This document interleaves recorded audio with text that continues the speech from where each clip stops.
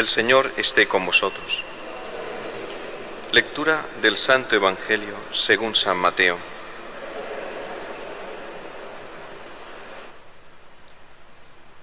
Después que la gente se hubo saciado, enseguida Jesús apremió a sus discípulos a que subieran a la barca y se le adelantaran a la otra orilla, mientras él despedía a la gente. Y después de despedir a la gente, subió al monte a solas para orar. Llegada la noche, estaba allí solo. Mientras tanto, la barca iba ya muy lejos de tierra, sacudida por las olas, porque el viento era contrario. A la cuarta vela de la noche, se les acercó Jesús andando sobre el mar. Los discípulos, viéndole andar sobre el agua, se asustaron y gritaron de miedo, diciendo que era un fantasma. Jesús les dijo enseguida: «Ánimo, soy yo, no tengáis miedo». Pedro le contestó: «Señor, si eres tú, mándame ir a ti sobre el agua». Él le dijo: «Ven». Pedro bajó de la barca y echó a andar sobre el agua, acercándose a Jesús. Pero al sentir la fuerza del viento, le entró miedo, empezó a hundirse y gritó: «Señor, sálvame». Enseguida Jesús extendió la mano, lo agarró y le dijo: «Hombre de poca fe, ¿por qué has dudado?». En cuanto subieron a la barca, amainó el viento. Los de la barca se postraron ante él diciendo: «Realmente eres Hijo de Dios». Terminada la travesía, llegaron a tierra en Genesaret, y los hombres de aquel lugar, apenas lo reconocieron, pregonaron la noticia por toda aquella comarca, y le trajeron a todos los enfermos.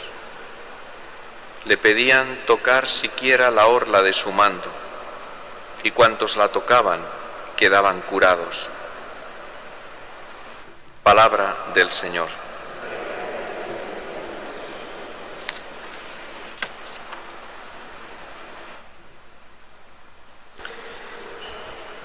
Este Evangelio de hoy es muy conocido. Es el pasaje en el que Jesús se presenta ante sus discípulos de una manera extraordinaria, andando sobre las aguas. Jesús había realizado antes otro prodigio, la multiplicación de los panes y de los peces. La multitud estaba entusiasmada ante ese milagro y entonces se agolpaban alrededor de Jesús. En el otro evangelio se nos dice que querían proclamarlo rey. Jesús los despide, a los discípulos los manda que regresen a la otra orilla en la barca, mientras él sube a la montaña a orar, a solas. Cómo enamora esta imagen de Jesús, orando, él solo, en diálogo íntimo con el Padre, en lo alto de la montaña.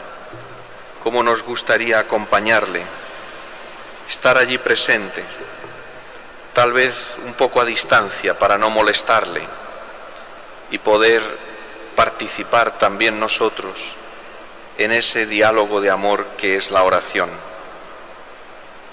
Toda oración, la oración del cristiano, nada de yoga ni de cosas de esas, no, la oración del cristiano, que es la que vale, es entrar en el diálogo de amor de Jesús con el Padre. Eso es maravilloso, eso es algo extraordinario. ¿Qué cosas se dirían? qué cosas nos quiere decir el Señor a nosotros en la oración. Y estando allí,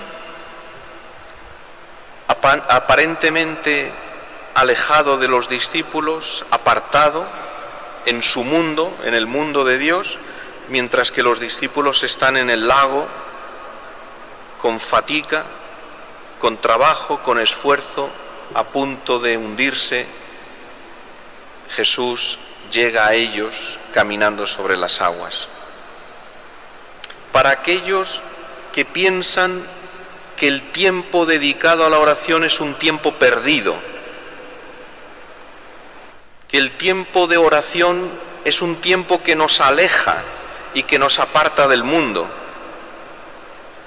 no han entendido absolutamente nada. Quien está metido en Dios está más cerca de los hombres. Quien está más unido a Dios está más sensible a las cosas de los hombres. El tiempo de oración no es el tiempo perdido, es el tiempo mejor empleado de nuestra vida. Cada minuto que nosotros dedicamos a la oración es el mejor minuto de nuestra vida. Y Jesús camina sobre las aguas porque es Dios. Y Pedro, superando el temor, le pide a Jesús en un arrebato de locura: Señor, si eres tú, haz que venga a ti caminando sobre las aguas. Y Jesús lo llama: ven. Y Pedro empieza a caminar hasta que llega un momento en el que Pedro, apartando los ojos de Jesús, empieza a fijarse en la fuerza de las olas y en lo extraño de su situación, que humanamente es absurda, y comienza a temer y a hundirse. En el momento en el que Pedro apartó los ojos de Jesús, en ese momento se dio cuenta de su situación humanamente difícil. Cada vez que nosotros apartamos nuestros ojos del Señor, las dificultades aumentan, nos parecen más grandes, nos parece imposible. Y lo que nos pide el Señor se nos presenta como una cosa absurda, porque los demás no viven así.